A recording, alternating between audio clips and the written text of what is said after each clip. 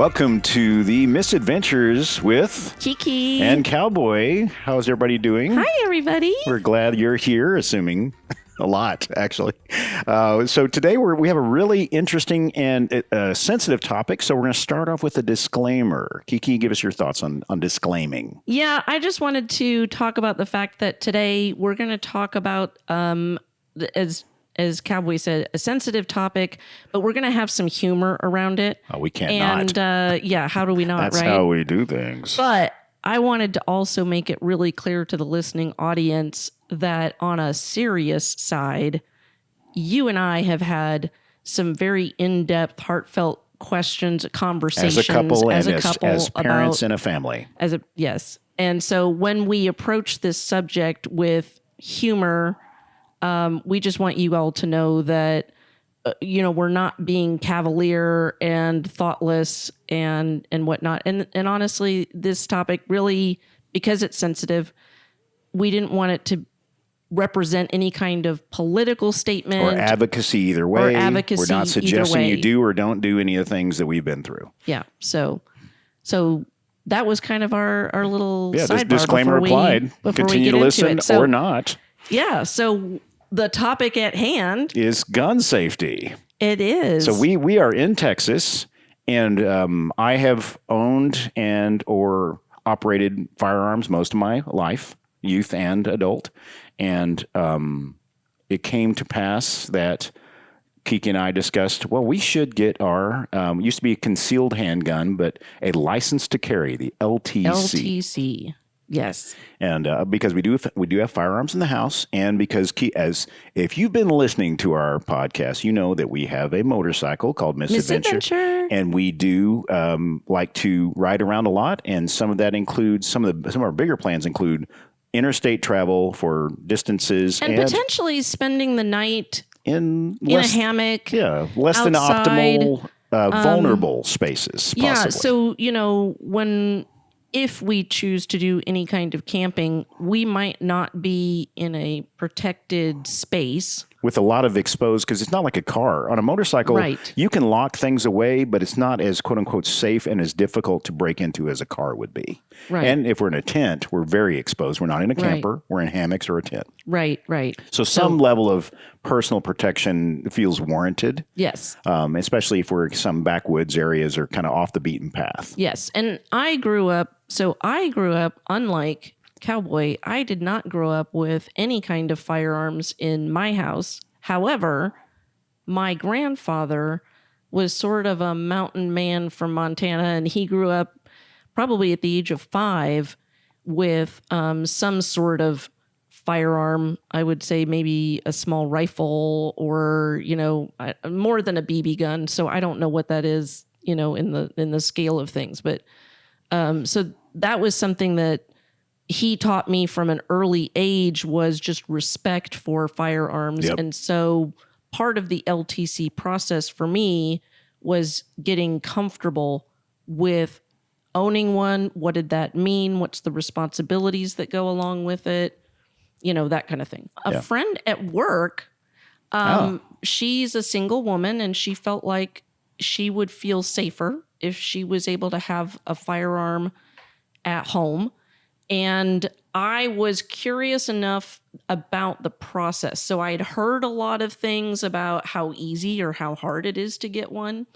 And so I thought, well, crazily enough, she had a Groupon.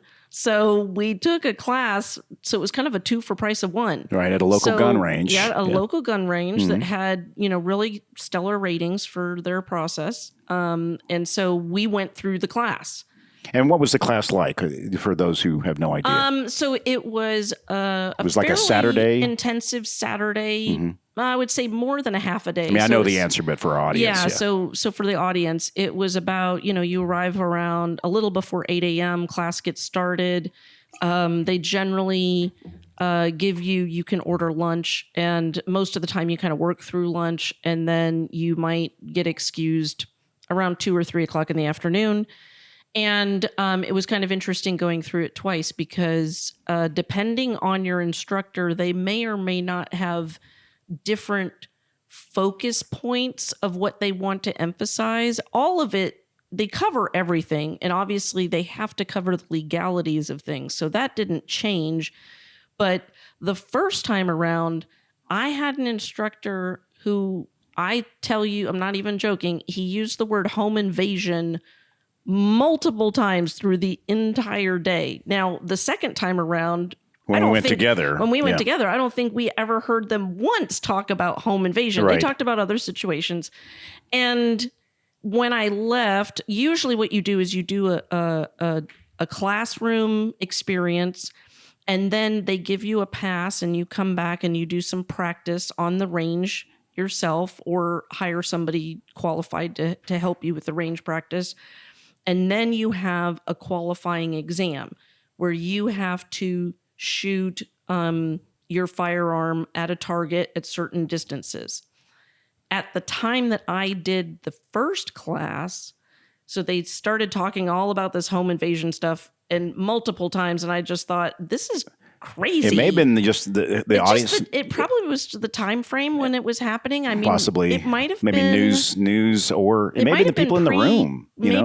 Maybe they do that by gender, or I'm sure they have different ways they kind of judge the message that they're going to convey. I don't know in that regard, but that part seemed kind of crazy to me because I'm like, I've never heard about home invasions like in the news as a general thing. So I thought that was a little extreme. And then one of the other concerns I had is that your qualifying exam at that time, you could not use a .22 caliber. You had to use something larger. And I get the reasons why and why not. But I personally was not, comfortable operating a firearm that was larger than a .22. So I was thinking, that's probably, like, why would I go get qualified for something I don't think I can handle? So, that was one reason. And then the other reason was I wasn't sure I was prepared yet for the mental mind shift and responsibility. So like when you own a firearm, they teach you in both classes that, I think this is more applicable to women a little bit than men, but this idea of having a firearm in your purse, and they're like, well, you need it actually accessible. So if you're going to own a firearm and you're thinking that you need it for personal daily protection, which is what a lot of people go get them for, then don't bury it in a handbag, which means that if you're wearing it, then you start seeing the world very differently. Yeah. And I wasn't sure at that time that I was ready to do that. And so I never finished. I mean, I took the classroom course, and then, we revisited the topic just recently, you and I. Yep. And we signed up, and part of it is the education.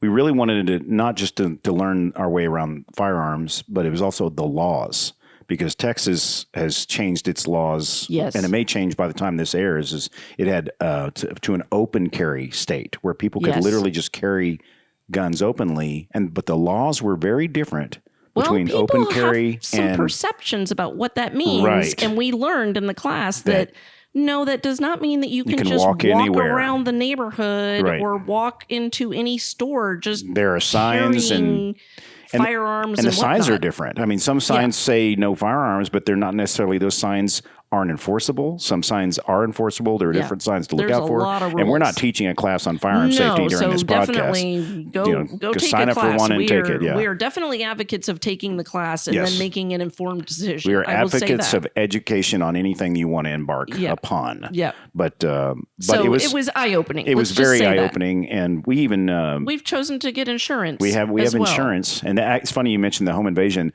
What I picked up on was how the importance of this insurance that and I'm not going to say the name of the company, but they'd clearly been sponsored by, and they were huge advocates of, you've got to have this insurance.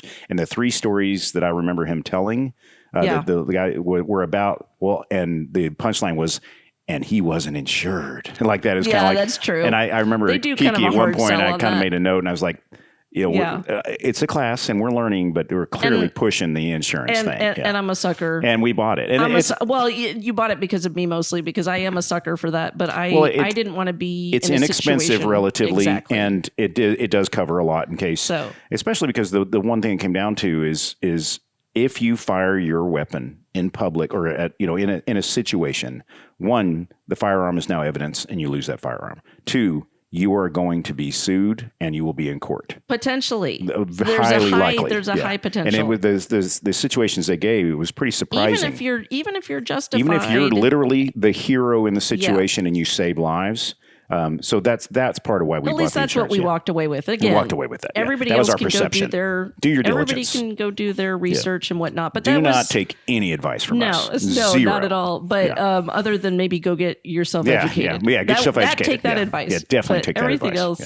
So we go to this class. Or don't. And I guess that's everybody's choice, right? Yeah. So we go to the class. You had that perception. We finish. I mean, I don't think there was anything comical about that class or funny. I mean, it was educational. The quiz was they covered the information. But they did not just sit there and feed you answers. No. So it was a fair test in that regard. Yeah, so I was pleased with that. A logical, reasonable person that has ever taken a test before and to take notes. It was passable to say the least. Yeah, it was good in that regard. And then we take this. You don't have to take the qual that day. No, you don't have to take the qual that day. And we decided not to. And so, in fact, you have to show up. This is the crazy part. You show up for the qualification. The crack of dawn. Before the class. Yeah, it's like 6 a.m. You really can't do it on the same day unless you are already well versed. Right. And, have done all sorts of range practice and whatnot, right? So we, and in fact, Cowboy went through the process of applying for his license and everything and submitting all the paperwork. All he had to do was take the qualifying exam. That was the last check mark that the state needed for him at the time that we take the course, right? Now, I hadn't done anything because I still wasn't sure what I was going to do. Fast forward. Months.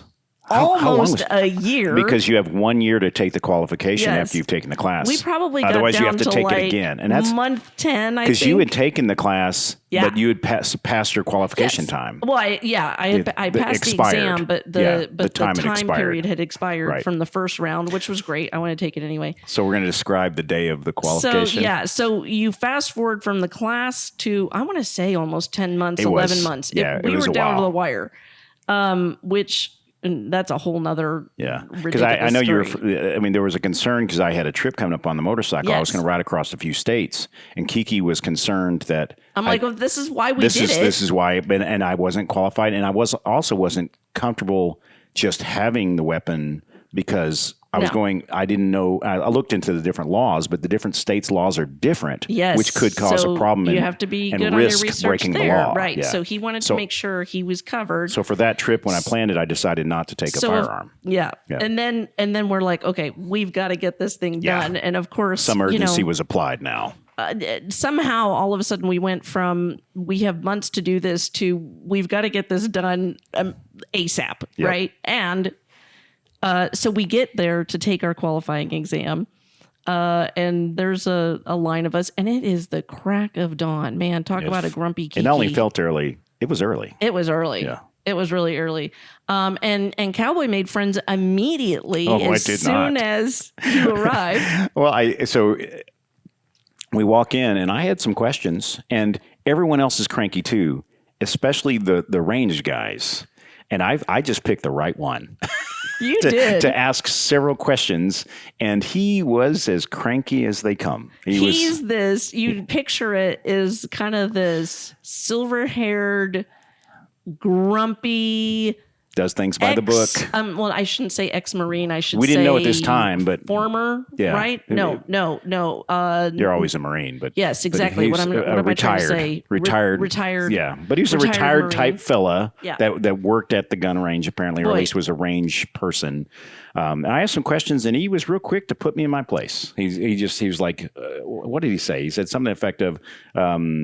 Well, if you'd listen to the instructions, yes, it was kind of like almost like I was asking questions I should already know. I was asking for just a double check. Yeah, and I'm a curious person. And we both. I mean, we've not just done wanted to get it right. We've not done one of these, so we didn't know. Like, do we go? So to me, there are no stupid Cowboy- questions if you don't know the answer. The question you need to ask. And so we were trying to set expectations. Partly Cowboy's doing it because he knows I'm a little nervous because he's brought his firearm that he already owns. He's very well familiar with it. He's comfortable with it. I am having to rent a firearm from the place. And now things have changed. I was able to rent a 22 because now at this point I can qualify with a 22. So which again, I was comfortable with a 22. I have fired them before. So I mean, I'm familiar with that. But I wasn't really sure how it was all going to go. And so I think Cowboy was trying to help alleviate some of that by asking. I was trying to be the person that asked the questions, so others didn't have to. I probably should have been the one. If I had asked him the questions, maybe. But we didn't know that ultimately he would be sweet on you. Yeah. Well, foreshadowing. Right. So we, after making friends, yes, set quite a tone. I was like, I'm clearly going to fail you're this. Like, okay, doesn't matter how good my grouping is. He's like, it's not good enough. I was sure that he was going to be right. So there was the lady who was the main person, and of course there were several people that were going to be on the range with us that day. I want to say there were about 20. There were about 20 qualifiers. Yeah. It was a full. The range was full, and you had to kind of tell them you were coming because they prepped the range for you. So they had the exact number of spaces. Yep. So we had called ahead and reserved and all of that. I get my 22. It's in the case. You're not allowed to take anything out. Yeah, they're definitely not allowed to touch it, load it, all those things. They're very serious about it. Now here's where I'm nervous. Like I said, I've been to the range before. I have practiced. The one thing I have not practiced is how do I load? I take some personal responsibility here for this. I cannot believe we hadn't gone. I want to say I made assumptions. Yeah, so I've and loaded it was so not alien to me. Yeah. So I've loaded a pistol like a before. revolver. A revolver. Yeah. So very a revolver, different. Of course, you open it and you place the bullets into the little holes, circles, channels, and then you click it shut. Well, guess what? My 22 is a clip. It was a semi-auto. And I've never, I have fired one. I have never loaded one. Yeah. So I'm nervous, but we're sitting in the classroom and they're like, and kudos to them, right? They are all about gun safety there. They're like, nobody's going to open it. You're not going to look at it. You're not going to touch it. You're not going to. Yeah, don't load the magazine until we tell you. I am going into this blind. Yeah. Like, I don't even know. Actually, I didn't even know that I had a clip at that point. I kind of thought I did because I think maybe we asked. Yeah. But I'm like, I think that's one of the questions I asked them. And he looked at me like, are you stupid? Right. Why are you even here, doofus? He doesn't know that you're asking for me. Okay. So they usher us off to the range. And immediately, there's a problem. And who's the problem, child? Raise my hand. It's me. I'm the problem. And there's not enough ranges that are prepared. Yeah. So you went into a bay. Yep. And I went into the bay right next to you because I thought, I'm going to be right next to him so I can kind of whisper at him and be welcomed like, it. Hey, tell me. It turns out that one wasn't prepared. No, wasn't prepared. And so everybody's all set. And then they have to pause everything. It's kind of like one of those big sighs, like, oh, okay, lady. Because I think you had walked up to one that didn't have a target set. Yep. And that one was not. Of course, I would walk into the bay that has no target, has no anything. Me not being a gentleman, I didn't. No, you didn't offer. I just walked up to one. You were like, you didn't say, "Oh, I'll go someplace." I didn't realize that. I didn't look to see that yours didn't have a target. So I have ready. tail tucked between my legs. I have to go up and be like, "Hi, I don't have one." And then they're kind of like grumpy guy, and everybody's like. Because they'd already started giving instructions. Oh, they've already given. Yes. Everybody, the entire group of 20 people is now waiting on me. And they find you one. Yes. But it was in the next room. They took you out of the room into the next range. There's kind of a hallway between the two. So you can hear each other and the instructors can kind of all lining the space watching everybody. And I had already watched YouTube, so I knew what it was going to be like. So they kind of call out ahead of time. You're going to load X number of bullets. And then you're supposed to wait until they say fire, and they will tell you each time to pull the trigger. Then sometimes they'll even say, okay, on the next fire, you're going to fire 3. Yeah, or load you're going 3, to fire load 2. 5. Yep. So they'll tell you your sequencing. So I was already familiar. I knew that part. Yep. So it was okay that I wasn't next to you, Cowboy, but I was a little nervous. So I get put in the other room, and I was nervous for you, actually. Yeah, I'm sure. Well, one, because I was worried that honestly, I was nervous for myself. Is like, is there a chance I'm just going to totally fat thumb this and just not shoot right? well? And then you've got the pressure because you've at least, you're I like, should oh be able man, to I do should be able this. to do Yeah. okay. So then problem number just 2 so early in the morning. arises. Yeah. And again, who's the problem? Me. You're pointing. I was your finger pointing at her. me. You can't see, but I was pointing at Kiki. So they find me a bay. I now think I'm behind everybody and I need to hurry up. So they, like Cowboy said, they've given some instruction, and then they're trying to reposition me. So I feel like I'm behind. So what do? I open my case and I start trying to load my my bullets into my magazine, right? And they've asked everyone to step away from the bays at this point. So they've given the second instruction. Mm-hmm. I'm still on instruction number 1, or at least I think I am. And everybody is now standing at the back of the room with their backs against the wall, several paces away from the bay, except for me. I'm standing at the bay, trying to shove and figure out how my bullet goes into the magazine, because it's not like a revolver. Yeah. And so what I was doing is there's a fat end and a narrow end on the bullet.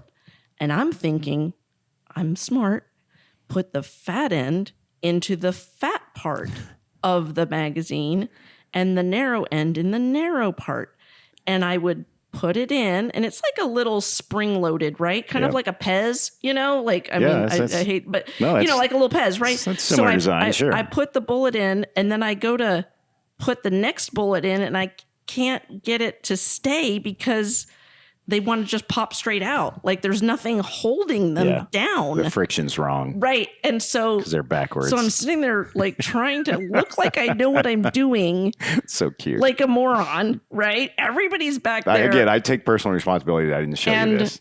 Grumpy Marine walks up to me. The same guy that chewed me out earlier. And he leans in real close, like up to the side of me as I'm kind of tucked into the bay. And he's like, "What are you doing?" And I kind of smile and I'm like, I don't know. I'm trying to load my magazine. And he's like, "You're not supposed to be doing that right now. Nobody is doing that." And I'm like, there are so many stories in your life where someone said that to you. Oh my gosh, so many. And one or both of those phrases. And I just kind of look at him and I'm like, "They're not?" And he's like, "No. In fact, nobody has told you to take out your weapon. Nobody's told you to load bullets." And I'm like, "I thought I was behind." He's like, "You're not. Step over to the wall." So, I'm glad I didn't see that in real time. You did not. You're too far away. It's a good thing I don't really have too much of an embarrassment gene. I'm glad. That's why you're able to be seen with me. So I kind of put everything, and you have to be they're very adamant about how you place everything, right? So you have to make sure you're placing, even if it's an empty weapon, you place it downrange. So I did that, put the ball, and I kind of put everything away, and then there was such an air of tension because they were yelling out orders and stuff. There was some tension in the room. Well, for anybody. At this point, now I've got to think, you're on the other side of the room. You have no idea what the hang up is. Nope. You've walked to the wall. Yep, we're all waiting. I don't know why. Everyone is waiting and like, what the fuck is the problem? Yeah, it's me. So I walked tail between my legs again over to the wall and just kind of stand there like, sorry. Well, at least you weren't. Well, you may have been.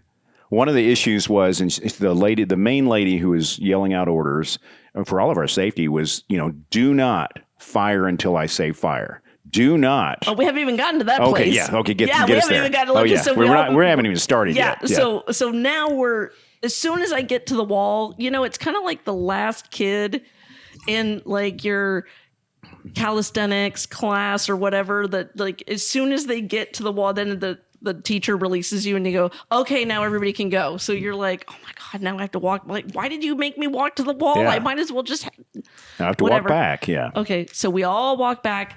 Now it's time to load Again. and now I'm still trying to be like, I'm loading it and it's not taking. It just keeps popping out. But now the old Marine knows. Yeah, something's So out. Yeah. he walks up to me again, real close. I mean, he's really, really close to me. And I'm just kind of heads down because they had said that now they've given the order. Yeah, load 5 or something. Load 5, Yep. load 10, whatever it was. Yep. And he's like, do you need help? I'm like, maybe. And I know, like, I mean, I'm supposed to know how to do this, in theory. Yeah, right? And so he's like, we should have done some range time before this. yeah. No, duh. And he goes, turn it around. And I'm like, turn it around? I'm like turning the clip around. And he's like, turn the bullet around. And I'm like, turn the bullet around? The little pointy end goes in the fat part?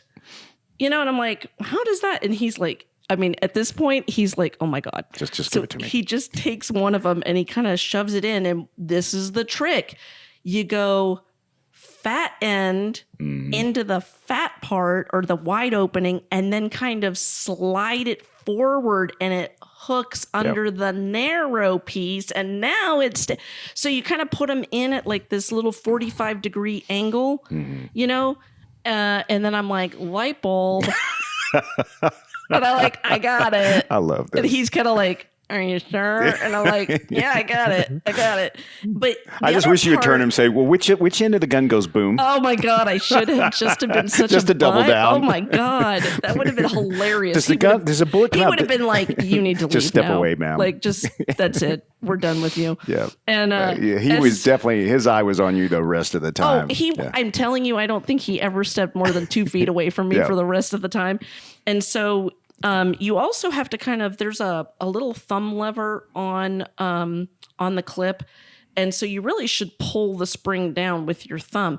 Man, your thumb gets really sore. Yeah, those things are kind of really sharp. fast. Yeah. So anyway, I load it.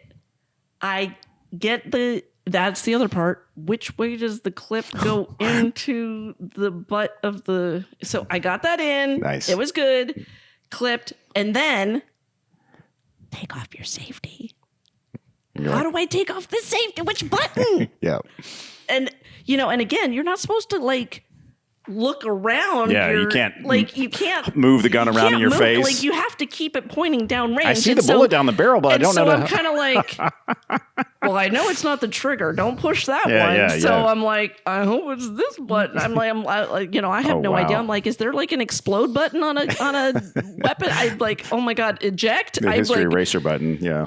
So thankfully, I did not hit the cartridge eject. Yeah, I did manage to figure out the safety. You're awesome. So that, and then we're all prepped. So now I think you get to your part of the story where you're like, the woman is giving instruction, right? Well, she's saying, yes. So she's yelling, she was very honest about her opinion on whether or not we were supposed to fire when she didn't say fire. She's like, it happens every time. Before I say fire, people fire. Or after I say ceasefire, let's not have that today. Sure enough, first thing she says fire, right? And she gives us the count and what like that. We all did pretty well. And then ceasefire, and then boom, boom. There's a couple of guns that go. Hey, you weren't. I mean, that was not me. Okay, but that I was not just, me. and I'm Transparency. like, oh my God, there are at least 2 people that still fired, and she had to jump on them, and just like, and that was on your side of the room, I think. Yeah, and she's like, again. Can you imagine?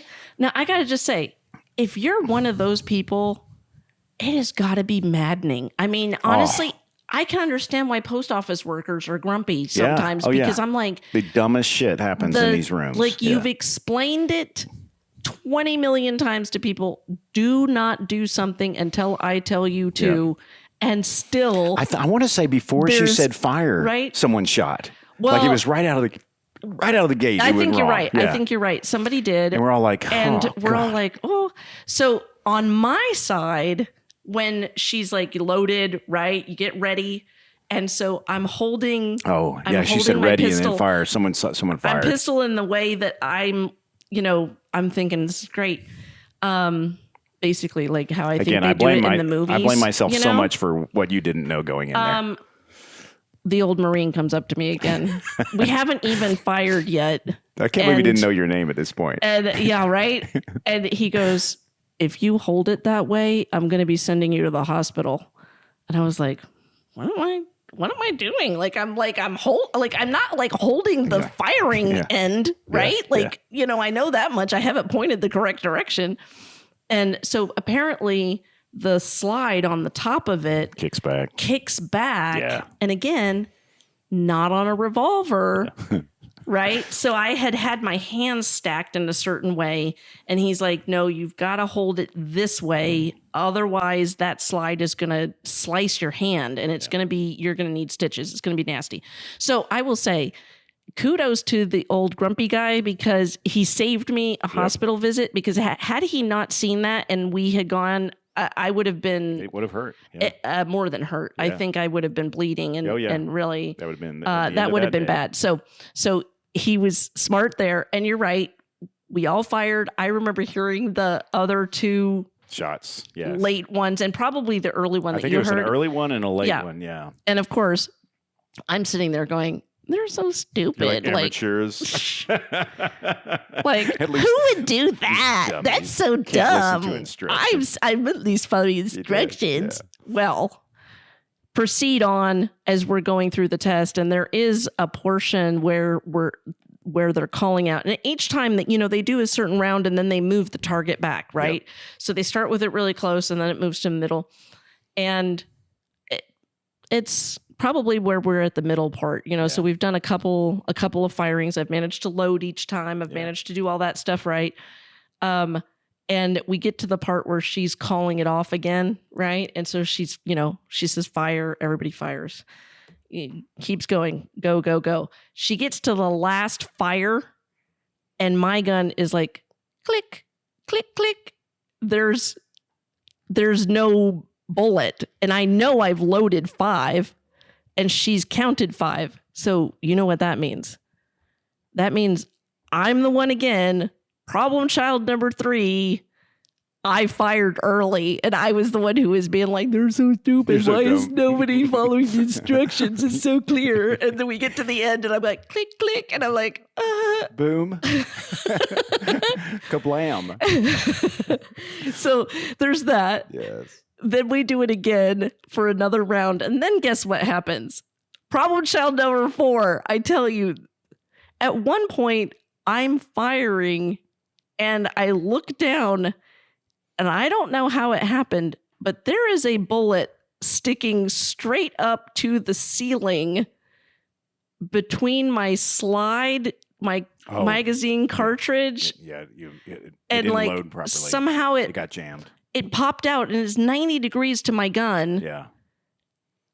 And I'm like, I don't think that's supposed to be like that. Yeah, it got jammed. And of course I have to call over the old grumpy guy again. And this time I'm like, I am not comfortable clearing this by myself. I'm like, I don't know what part. So of course he has to clear it for me. But I keep calling him over every 2 seconds. 22s do that a lot. Yeah. And I'm like, my bullet's not pointing the right direction. Should I just put it in reverse? He's like, oh my God. Yeah. But it is a rented 22. No surprise there. Yeah, for sure. And then we went to the farthest target. We did our firing, same kind of thing, sequence where they call it. And then when they do multiples, and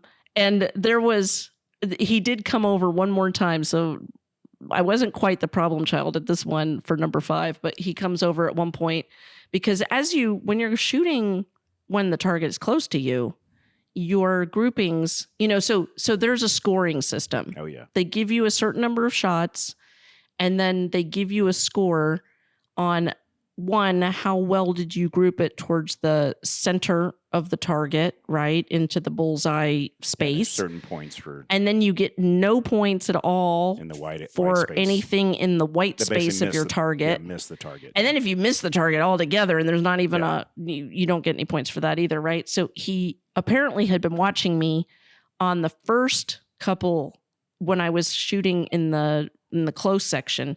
When I get to the middle section, I'm starting to get a little wide, and there's definitely a few that are hitting the white part of the target. And so he comes over and he's like, okay, if you're not using your sight and your whatever I was doing, he's like, by the time it gets all the way out there, you're not going to pass because you're going to be just pulling right or left and drifting. So, of course, was I using the sight to begin with? No, I was like using my eyeballs, and I'm like, oh yeah, okay, that looks like I'm straight. Good. Yeah. No, the sight works at the front and the back of the firearm, not Again, just I take personal responsibility. So basically, I was just using one of the two sights instead of both like you sights and me, lying they're better together. Yeah. Aww. Yeah. And so still feel some please don't take this as a failure of the system. I did pass. Yes. I did pass, but I promise you, everybody who's listening, I have yet to purchase one for myself, and I will not do so until I have gone through several more. We need to get you a 9mm to do it. Lots of range. Yes. Time. Yep. Yes. So I just rest assured, everybody. She's not out there firing guns. I may be licensed, and I have a little card, but that's it. And it's mostly because I want to make sure that if I'm in the vicinity of Cowboy and I needed to use one, I would legally be allowed to, but I take a lot of responsibility with that. Yep. So I have not done anything. So don't worry. But yeah, and I passed as well. So how was your experience there? So I think you got some comments on your side. Because I have a 1911 45 caliber, and it is a very that loud means gun. Nothing to me. That's just a bunch of numbers. It is, and to most people like too. 10, 11, 12, 13. But it's a bigger gun, and the 45 caliber is a big bullet compared to the 22, and it's very loud.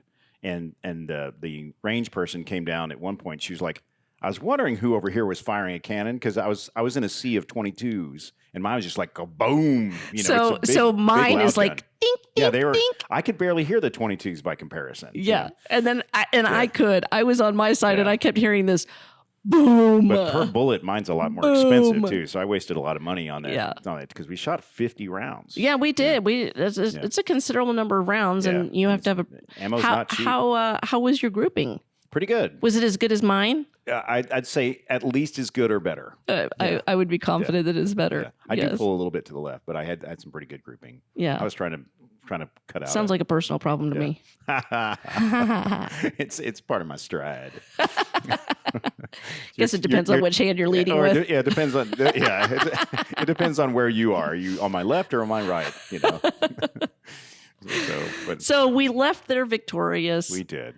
We both, and now we're both licensed to carry, but not just because you're licensed to do a thing doesn't mean you're doing a thing. So again, we're not advocating either way, but we are advocating for education. And we are advocating for safety. So we definitely use our locks. We definitely use our insurance, or at least we have insurance. I shouldn't say we use it. Things are hidden away. All the appropriate stuff you do. I won't divulge much more than that.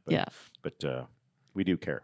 Yeah. So especially about each other. I'm trying to make this somehow romantic. It's not working. Yeah. Oh, I don't. That's I'm trying to gross out our audience. Like, you're grossing me out. I don't know what you're talking about. But yeah, that was a lot of fun. And we just need to and go only back to the range. Minorly embarrassing in multiple ways and shapes. Yeah. You had to leave there with me, so I'm sure the grumpy guy looked at and he was like, "That seems like a good match."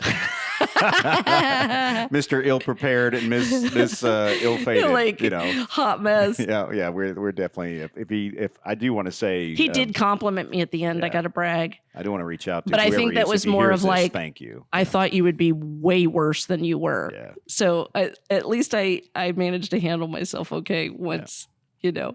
once he pegged me. I think the important thing is you hit the target well enough, especially at the close range. I did. I don't think they did any kind of skewed scoring or allowed me to get past anything. They don't. I mean, there's no benefit to them passing. I did all. No. In fact, they wouldn't want to because that would be on them. And I did all of the safety things. Like nobody ever had to remind me to, make sure that my the gun and all that. My firearm was pointing the right direction or anything like that. So I mean, I was safe. I was just completely a moron when it came to trying to figure out how to. I take it personally because I really should have spent some time with you. Yeah, you should be the one who's embarrassed. That's what I'm to saying. Be around I've been me. saying it the whole time. I'm embarrassed. I'm often embarrassed around you. I mean, near you. Yeah, exactly.